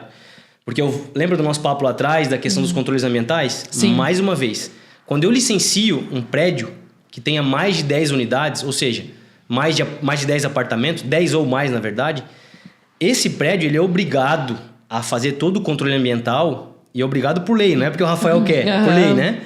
Bastante gente tem dúvidas sobre isso. Isso. Então, ele é obrigado a fazer uma série de controles ambientais e atender uma série de exigências do órgão ambiental, que também não é o órgão ambiental que exige da cabeça dele. Muito embora ele até tenha autonomia, o analista lá do órgão ambiental, para exigir. 2 exemplos que eu gosto de citar aqui em Itapoá. É muito comum, infelizmente, e aí mais um exercício de cidadania, né? De eu morar numa casa que não tem lixeira. E aí eu faço o quê? Eu uso a lixeira da avenida. E aí eu coloco o meu resíduo que foi produzido ao longo de uma semana naquela lixeira. Daí o cachorro vem e rasga. Sim. Daí o lixo fica espalhado na ciclovia, no passeio. Só que eu não botei a mão na consciência e não observei que eu não tenho uma lixeira. Que o nosso Código de Obras e Posturas já exige, desde 2016, que toda edificação tenha uma lixeira. Recentemente foi até publicado um decreto que estabelece as métricas para isso, né? Mas então, toda essa cadeia ela é importante porque quando o órgão ambiental licencia, não tem licença de instalação, tá, Rony? Se não tiver lixeira. Aquele prédio só vai sair se ele tiver lixeira. Uma central de resíduos compatível com o volume de resíduos gerados pela população que vai habitar ele. A mesma coisa acontece para terminal retroportuário e tal. Então, quando eu falo de atividades não licenciáveis, isso só passa pela Secretaria de Planejamento e pela Secretaria de Saúde através da Vigilância Sanitária, né? Então, gosto de deixar isso claro, porque também não posso trazer atribuição para a Secretaria de Meio Ambiente que não é dela. Mas, voltando à tua pergunta, a gente está passando agora por um processo de construção da rede coletora de esgoto, né? Que são essas como é que eu vou chamar? Essas aberturas estão sendo feitas nas ruas pavimentadas e não pavimentadas. E os ramais estão sendo deixados em frente às casas. Porque futuramente, quando o esgoto estiver sendo efetivamente tratado, as pessoas vão ter que se conectar a esses ramais. Sim. Isso quer dizer, gente, que eu não vou precisar mais ter um sistema de esgotamento sanitário individual. Eu vou poder conectar o meu esgoto direto naquele ramal. Porque a captação vai ser feita, vai ser recalcada através de, vou chamar de bomba, porque a gente tem um relevo muito plano e o esgoto ele é mais denso, né? Então tem que ser recalcado. Isso vai até a estação de tratamento de esgoto, que fica na Rua 1000. A nossa ETE, nossa estação, ela é extremamente tecnológica, ela foi muito bem feita. Ela tem uma tecnologia de uma empresa bem conhecida aqui de Joinville. E ela vai jogar esse esgoto tratado, né, gente? Tratado, é bom que se diga isso, de novo no Rio Saimirim. Né? Então, por isso que eu falei do ponto de monitoramento lá na Foz, que é para eu ter essa análise do antes e depois. Então, tá em construção, né? Por isso que essa obra agora ela gera uma repercussão negativa, as pessoas reclamam, mas o fruto que ela vai trazer é muito benéfico. Então, né, tem que ter um pouco de paciência. É um processo também, não tem como... As pessoas querem a melhoria, mas elas não querem passar pelo processo, elas só querem a melhoria. Estalar de dedos. E é até interessante falar, sabe, Tony, que Santa Catarina é exemplo em muitos aspectos. Mas, infelizmente, esgotamento sanitário, a gente ainda está ocupando as últimas colocações do Brasil, assim. Isso tem mudado, os municípios catarinenses têm evoluído nisso, né? Jaraguá do Sul é um case de sucesso que a gente gosta muito de copiar, assim, né? Melhorar. Até os sacos verdes pela reciclagem, a gente utilizou o modelo deles. Mas, então, é isso. O processo está sendo feito, está sendo construído. Vale lembrar também, então, que vai mais um exercício de cidadania aí. Existem vários municípios que a estação está funcionando, a rede coletora está feita, o ramal está na frente da casa da pessoa e, mesmo assim, ela não se conecta. Por quê? Porque vai gerar uma repercussãozinha. Ele vai ter que quebrar uma calçada, ele vai ter que trazer um cano, vai gerar um incômodo. Só que, de novo, eu tenho que pensar no benefício que aquilo vai me trazer. Eu não vou ter mais problema de, claro, desde que usado adequadamente, né? De ter que ficar desvaziando minha fossa. Sim. Porque no verão aí a gente tá falando de quanto? 2.000, 2.500, 1.500, né? Oscila entre 1.500 e 2.500 reais esvaziar uma fossa. Não é barato, né? Se eu tenho uma fossa subdimensionada, eu tenho que fazer isso várias vezes no verão. Então eu vou gastar um rio de dinheiro. Mas acredite, tem município que as pessoas não se conectam no ramal. Elas preferem não quebrar a calçada dela e continuar não usando a rede coletora de esgoto. Então a gente sabe que lá no futuro, próximo, a gente ainda vai ter que trabalhar nisso. Vai ter que trabalhar isso. Mas essa conscientização para a população também, né? O nosso plano municipal de saneamento básico, sabe? Ele tem lá os objetivos, né? A serem alcançados. A gente está atrás, eu preciso ser franco nisso, a gente não está, né? Além das metas, a gente está abaixo das metas. Mas eu estou bem feliz que agora a concessionária, né, Itapoá Saneamento, está trabalhando, né, arregaçou as mangas. Tenho andado pelo município, tenho visto que eles estão trabalhando.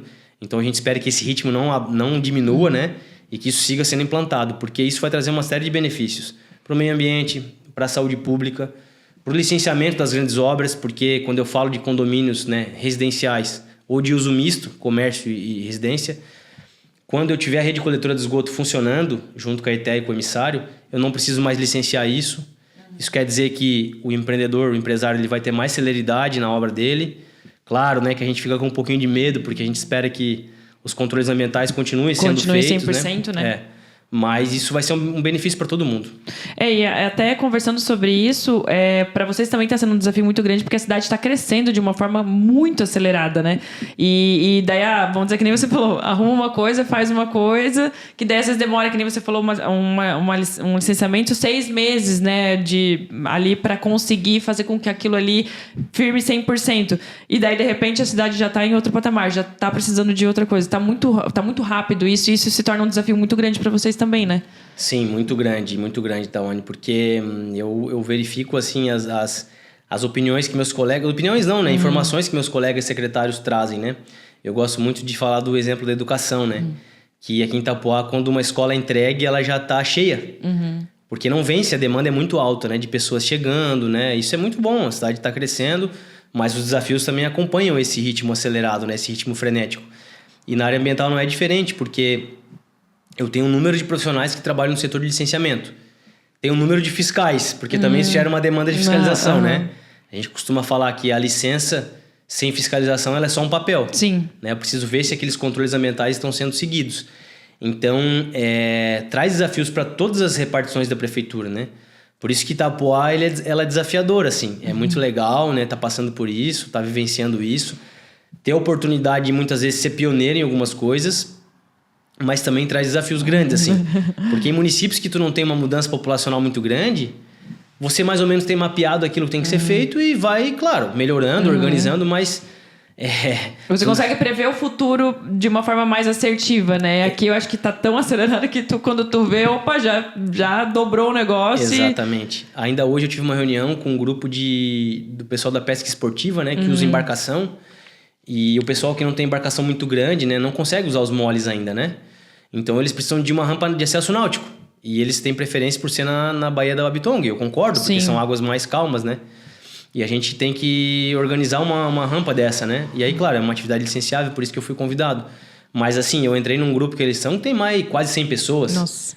E aí você, tem que pensar que nem todo mundo tá lá, que esse tem um amigo, que tem outro amigo, que tem outro amigo. Então, tem essas ramificações de demanda, né? Eu tenho o cara que já tem embarcação maior, mas eu também tenho o pescador que tem embarcação menor, o cara do caiaque, né? O cara que quer fazer um esporte náutico.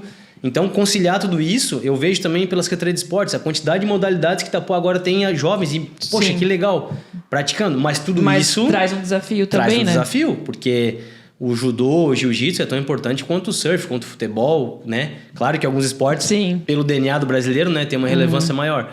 Mas a gente tem que chegar e alcançar tudo isso, né? Então, é desafiador, é muito desafiador.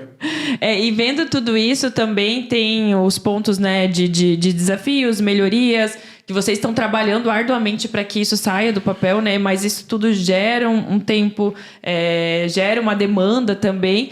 E outro ponto bem positivo que eu vejo de Itapoá, que vocês estão trabalhando, e até eu queria que você trouxesse mais informações para nós, que é da bandeira azul, né?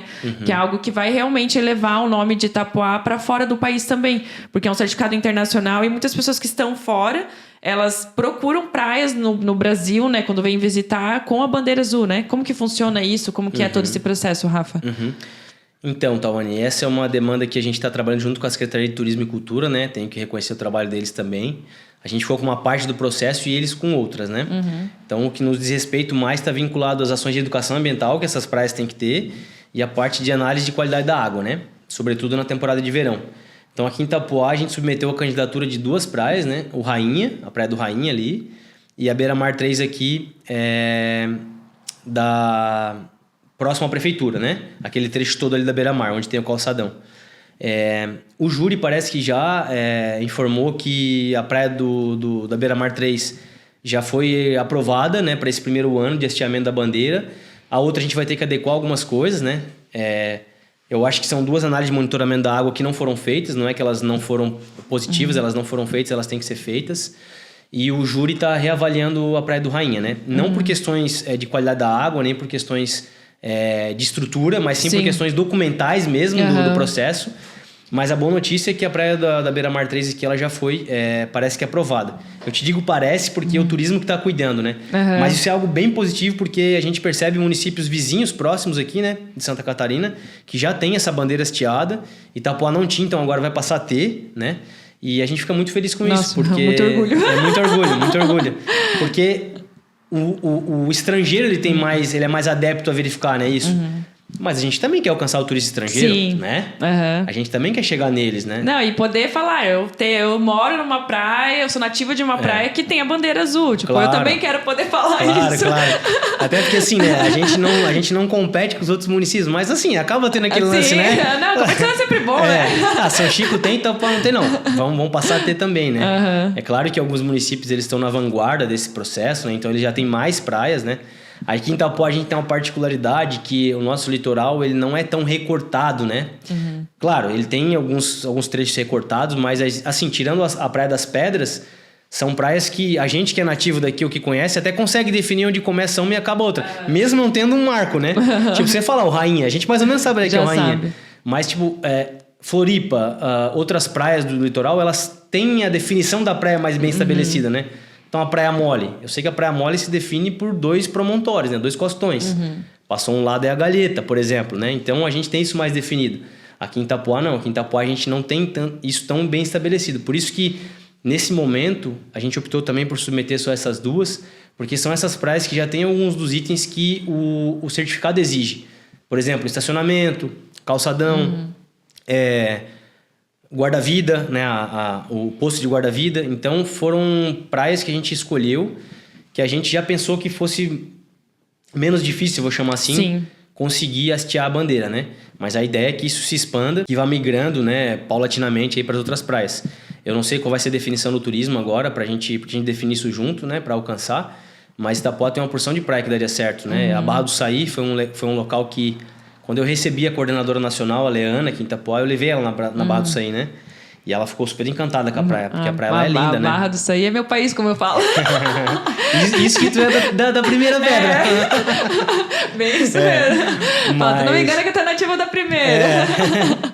Mas é legal, porque a Barra, a gente costuma falar que é uma praia muito sadia, né? E em todos os aspectos, porque ela é uma praia que você não vê enrocamento, ela tem as dunas frontais bem estabelecidas, né? A gente tem aquele ritmo da natureza, claro que num evento erosivo eu perco areia, mas já vem o outro e traz areia. Sim. Então eu tenho isso muito claro, assim. A gente na Secretaria de Meio Ambiente faz o monitoramento de perfil de praia desde 2020, né? E a gente faz em 6 pontos da praia. E um dos pontos é a Barra do Saí, bem no finalzinho, quase no camping lá. E a gente consegue observar nos gráficos, assim, dos monitoramentos que são mensais, e a gente já tem alguns anos de dado, que isso é muito claro, assim, a qualidade e a saúde da praia, né? Até as pessoas às vezes, né, olham pra gente lá, o que estão fazendo lá, né? Em 3 com colete verde, uns malucos lá com os pedaços de madeira, com nível, né?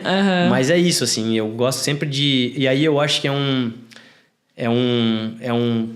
talvez não sei, um benefício que eu tenho por essa formação acadêmica, né, Tawane, que é gerar dado para, a partir do dado, pensar em política pública. Sim. Para não ser aquela coisa tipo assim, aleatória. É isso, né? Que eu ia falar, não foi vagou um pensamento e vou fazer, ou tem que fazer. Não, tem dados realmente. E sem dados você não faz nada. Sim. Acontece em muitos casos de ter que responder, por exemplo, ao Ministério Público, né? O que é natural para um órgão ambiental. E aí, se eu dou uma resposta para o órgão ambiental dizendo, olha, a praia X ela não passa por processo erosivo, mas eu só falo, qual é a credibilidade que ele vai me dar? Agora eu falo, não está passando, eu tenho dado desde 2020 mensal, o gráfico está aqui. Sim. As fotos estão aqui. Eu consigo ganhar credibilidade e mostrar. Ou não, o inverso também, essa praia está em erosão. Qual é a taxa de erosão por ano? 2 metros, 1 metro? Se eu não tenho monitoramento, eu dou um chute. Sim. Eu dou um chute. Claro, hoje existem várias técnicas, né, para fazer isso. A gente opta por fazer a mais barata, né? Mas que surte efeito igual. Então, quando verem a gente lá na praia com colete verde, umas balizas na mão, é um monitoramento. E essa saúde que tu fala, né? Então, essa questão de erosão que aconteceu na Barra, as chances disso acontecer são mínimas, no caso. Só para eu entender realmente por não ter conhecimento mesmo. Sim.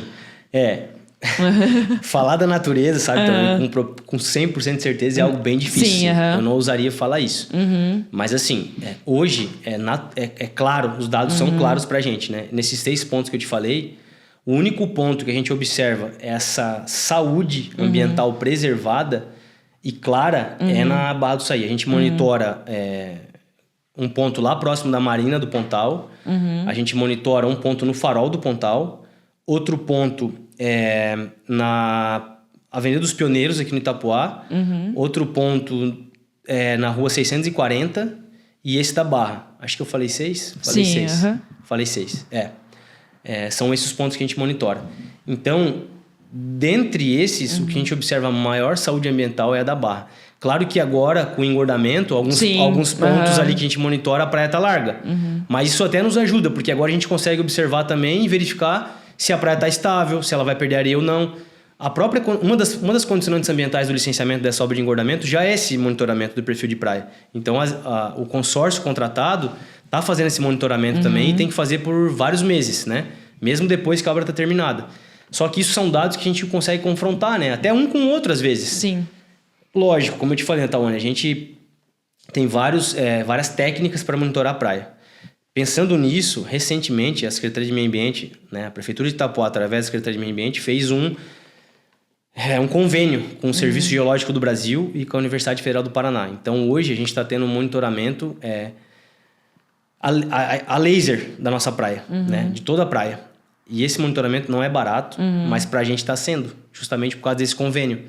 Então, essa entidade que é nacional...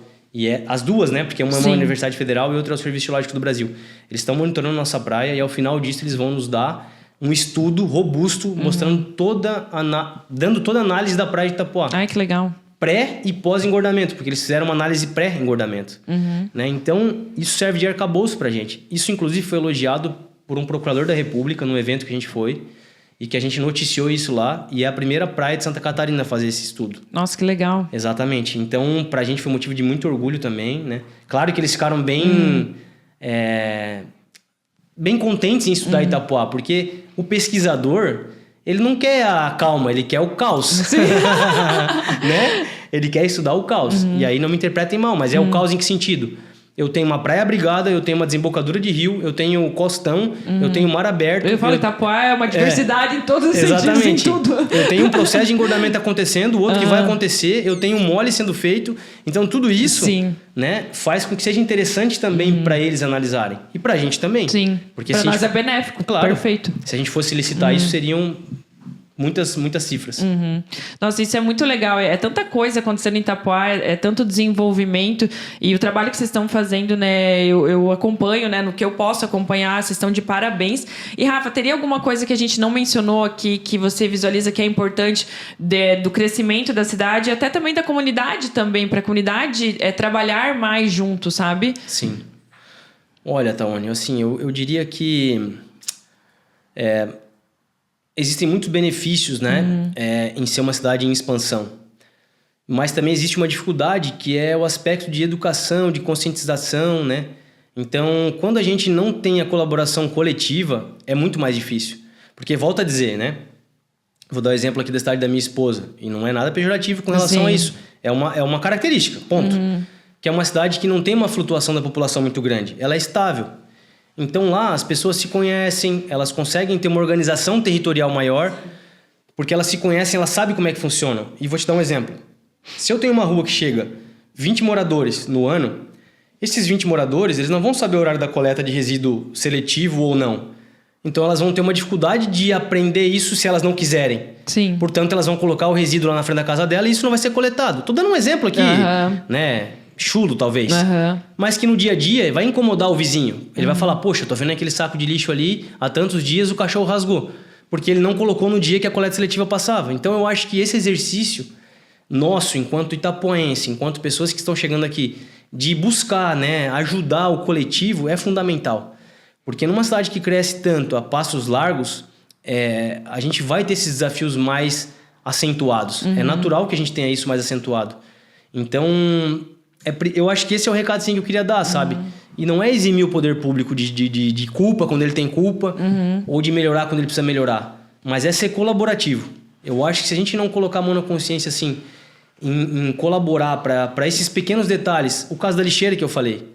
Poxa, de repente, se eu tenho um estabelecimento comercial... Se eu fizer uma lixeira de 1 metro de testada, eu vou perder 1 metro da minha testada? Sim. Poxa, eu vou perder minha entrada. Mas será que se eu deixar de colocar esse resíduo no lugar adequado e colocar na rua e um cachorro rasgar, eu não vou gerar um prejuízo, às vezes até de um cliente dele que vai passar ali e ver um local cheio de lixo, sabe?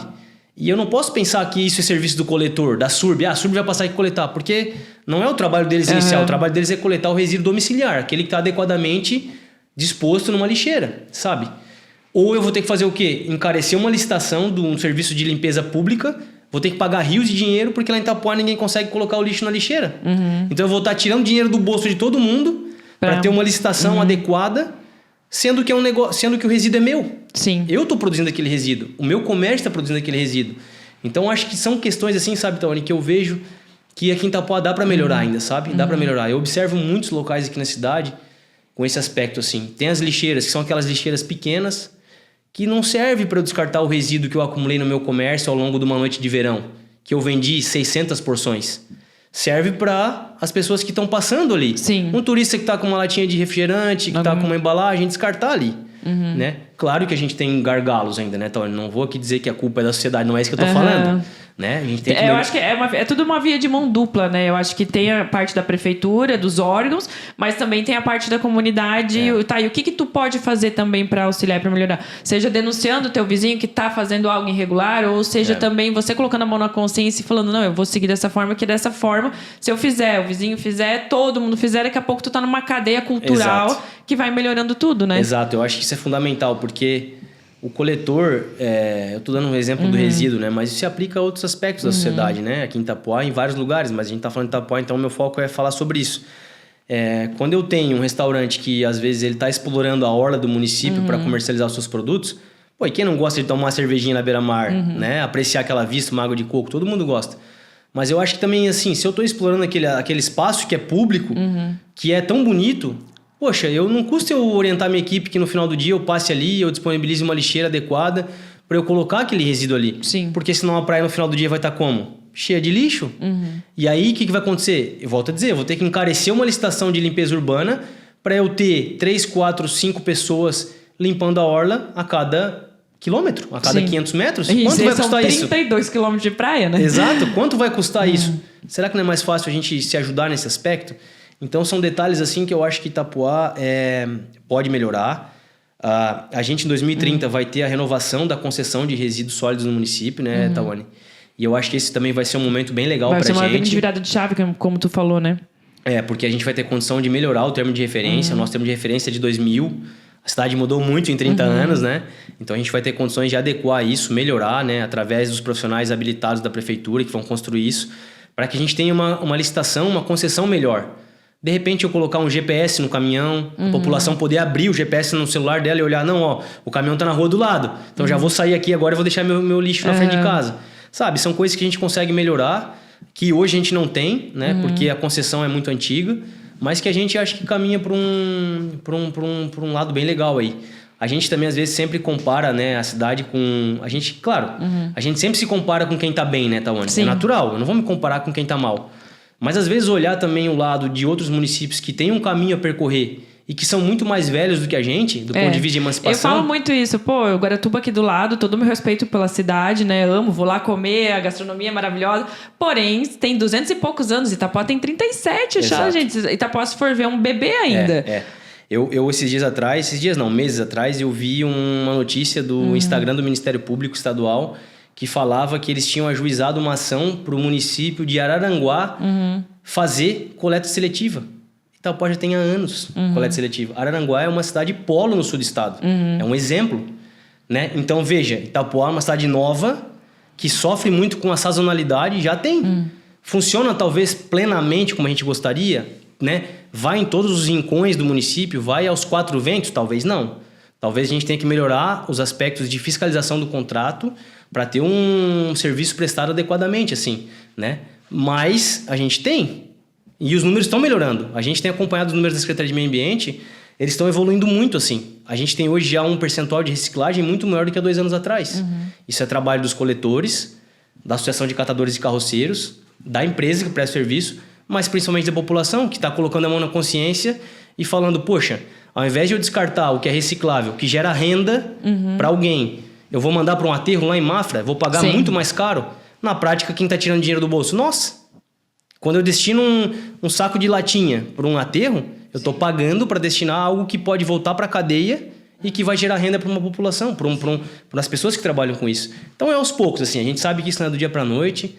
A gente está aproveitando aqui, acho que já estou até me alongando na minha fala. Não, capaz. Mas a gente lançou um programa recente aí que são Sacos Verdes pela Reciclagem. Eu vi também. As pessoas podem retirar na Secretaria de Meio Ambiente, que fica agora no final da Rua do Peixe, lá no Samambaial. Em breve, a gente vai expandir esses pontos de distribuição, Tawane, para as extremidades do município, para outros bairros. Porque eu sei que é difícil... Se usar pontos comerciais também, pode... Tá colocando lá, não sei como é que vai ser isso, né? Mas se precisar de pontos comerciais, pode colocar na Juliana Oliva lá. Com certeza vai ser uma honra ter lá também e poder contribuir, né? Legal, obrigado. Eu sempre acompanho vocês aí, vejo como vocês se envolvem nas causas do município. Isso é bem legal. A gente, a princípio, então, a gente está pensando em colocar nas unidades básicas de saúde, porque a gente hoje ainda tem que fazer um controle, que é numa pasta do Google Drive, para respeitar a ciclicidade de distribuição dos sacos, né? Mas quem quiser pode ir lá hoje na Secretaria de Meio Ambiente, retirar um kit. Ele vem em 8 sacos, são sacos bem resistentes, que não rasgam com qualquer tipo de resíduo, eles suportam um volume bem legal. As pessoas podem utilizar eles por 2 meses, e ao final de 2 meses, a própria empresa que faz a coleta, no dia da coleta, quando ela vê que você colocou lá o saco verde na frente da tua casa, ela vai jogar outro kitzinho com mais 8. Ai, que legal! Né? Poxa, aquele dia eu estava viajando, eu esqueci. Pode vir na Secretaria de Meio Ambiente e retirar mais 8. Né? Só que o foco dele é total no reciclável. Então, ele tem uma estampa na frente que mostra o que é reciclável, o que não é, para a gente conseguir seguir evoluindo, né? Se a gente conseguir otimizar os sacos verdes pela reciclagem e fazer o descarte adequado, a gente vai ter uma economia anual de mais de 3 milhões de reais. Gente, 3 milhões de reais é uma escola. É uma unidade, são 3 unidades básicas de saúde, entende? São 3 pavimentações de vias. Eu acho que às vezes a gente fala na questão ambiental, não atinge muitas pessoas. Por isso eu gosto de converter... É bom trazer números. Eu acho que assim, eu sempre falo, né? Eu acho que números, né? E quando você traz em questão financeira mesmo, que mexe com o bolso e com a consciência da pessoa, eu acho que muda. E veja, Tawane, mais uma vez é a cidadania. É o poder público tendo essa relação mútua com a população de confiança. Porque a gente vai conseguir fiscalizar o que estão descartando dentro do saco verde? Não. Muito provavelmente não vou conseguir. Se eu chegar em todos os estabelecimentos de Itapuá, nas construções, não tem. É humanamente impossível fiscalizar isso. Por mais que a gente tenha uma lei que regulamente o uso dos sacos, eles são propriedade pública, então eu não posso usar ele para outros aspectos, eu posso ser autuado por isso, mas a gente não vai conseguir fiscalizar 100%. Então, mais uma vez, é a população por si só Auxiliando, né? Dando uso adequado, né? E eu vejo que falta muita informação e parte de educação mesmo, principalmente da população, né? E pensando nisso, né, hoje eu e o Henrique, nós desenvolvemos um aplicativo, e esse aplicativo ele é para a comunidade de Itapoá, e ele vai trazer vários benefícios. E daí tu falou a questão ali de até 2030 conseguir como trazer essa informação para as pessoas, né? E daí me deu um clique do aplicativo. A gente já pode colocar dentro desse aplicativo, que em breve a gente já vai trazer para a comunidade, todo mundo vai poder baixar gratuitamente.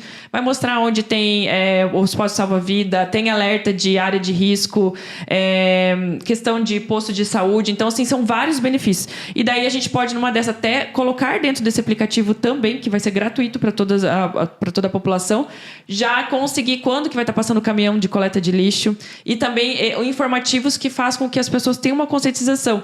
Então, entra a questão de o que tu pode fazer. Eu faço o que eu posso fazer para que o município se desenvolva, seja levando o nome de Itapoá para fora. Eu posso contribuir com os comércios, né, fazendo o quadro cola aí para que a gente consiga fazer com que os comércios daqui cresçam. E agora o aplicativo também, que vai ser para a comunidade. Então, assim, até coloco o aplicativo à disposição da Secretaria do Meio Ambiente para a gente ver o que a gente pode agregar de vocês, que vocês têm, às vezes, uma dor de chegar na população, para que daí depois, quando as pessoas baixarem gratuitamente, elas consigam ter mais informações também. Então, assim, o que cada um pode fazer? Eu não posso fazer um aplicativo? Ok, beleza, mas tu pode separar o teu lixo. Claro. Não, com certeza. E assim, então, mais uma vez agradecendo o espaço aqui. Esse canal de comunicação que vocês têm, ele é excelente. Ele alcança muitas pessoas, né? E gente que às vezes a gente não consegue alcançar. E isso é fundamental, a informação circular, né? Porque uma vez que Porque assim, é muito provável não, eu tenho certeza que não são todas as pessoas que estão em Itapoá hoje que sabem que Itapoá tem esse programa, Sacos Verdes pela Reciclagem. Mais uma vez, a gente está na vanguarda desse serviço em municípios do nosso porte. Municípios de maior porte, a gente foi lá beber da fonte de Jaraguá do Sul. Jaraguá do Sul é um exemplo de saneamento básico e reciclagem no país. A gente foi lá aprender com eles, né? Por quê? Porque eles fazem bem feito. Eles têm um histórico, eles nos ensinaram coisas. A gente queimou etapas, a gente não precisa sofrer tudo de novo para chegar naquilo que Jaraguá está hoje. E essa informação que tu leva, né, aos 4 cantos de Itapoá e para fora, e é bem legal isso, por quê? Porque a gente também tem um turista que vem para cá. Sim. Então, se o turista ele pratica isso em Curitiba, por que não praticar aqui também, né? Então, tu tem esse alcance, eu acho muito legal. Mais uma vez, agradeço em nome da Secretaria de Meio Ambiente todo o espaço. Eu acho que a informação é fundamental, né? A gente tem um trabalho muito legal também da comunicação da Prefeitura com a Secretaria de Meio Ambiente. Eles nos atendem, assim, muito bem, né? Eles sabem que a gente é chato em algumas coisas, mas eles entendem, né? Mais do que simplesmente divulgar, é informar, né? Tipo, como que eu faço para alcançar isso? Então, a gente tem esse suporte deles, mas eu fico muito feliz de estar aqui. Eu acompanho, né, as redes sociais de vocês, vejo o quanto vocês conseguem alcançar nas pessoas. A gente teve um trabalho recente da Associação Empresarial do município divulgando também. Muitas pessoas conheceram por lá e às vezes até criticaram por lá. E eu não estou dizendo crítica assim que me afeta pessoalmente, pelo contrário. São críticas que chegam pra gente e que a gente evolui a partir daquilo. Sim, com certeza. Porque não é aquela crítica à pessoa, né? Essa não me incomoda, a crítica que é do trabalho. Aqui no Pontal não está funcionando. E se for uma realidade, a gente tem que encontrar a solução para aquilo. Sim. Agora, eu não gosto do Rafael porque o Rafael torce pro time X. Pô, daí é diferente, né? Então não é sobre isso que a gente está falando. Mas eu agradeço pelo espaço e mais uma vez, Tawane, assim, entendendo que o trabalho de vocês de divulgação, qualquer que seja o tema aqui no podcast, ele chega em muitos lugares que às vezes nem vocês imaginam. Não, eu te agradeço imensamente por ter aceito o convite, por ter vindo, ter trazido todas essas informações, né? Porque a gente vê que tem muitas pessoas que têm dúvida, que às vezes falam, mas é que nem você falou, que vai se criando algo e as pessoas vão passando aquilo sem conhecimento realmente do que é. Então, eu te agradeço, Rafa. Fica meu convite já também para mais para frente a gente trazer essas informações de tudo o que está acontecendo. São muitas coisas acontecendo. E daí, na hora que isso daí, vamos dizer assim, a gente conseguir chegar na finalização de tudo isso, você venha novamente aqui para deixar a população sempre, né, a par do que está acontecendo em Itapoá e todo esse desenvolvimento. Muito obrigada mesmo. Imagina, eu falo muito. Se deixar, eu falo eu também por mais algumas horas. É que essa pauta ambiental aqui em Itapoá, ela realmente é muito extensa, importante. Ela tem vários assuntos vinculados, né? A gente nem falou sobre os moles da Barra do Saí, sobre outras coisas que são importantes, Mas eu quero dizer que a Secretaria de Meio Ambiente, agora em nova sede, ela está aberta para receber a população. Eu nunca tive problema em atender ninguém, eu atendo todo mundo, né? Essa não é uma característica minha de não atender as pessoas. E eu quero, Tawane, mais uma vez agradecer o trabalho de toda a Secretaria de Meio Ambiente, todos os servidores que estão lá. Eu tenho muito, muito, muito, muito orgulho daquela equipe. Aquela equipe é extremamente competente. A gente tem lá um nível de técnica e de alegria pelo trabalho muito elevado, sabe?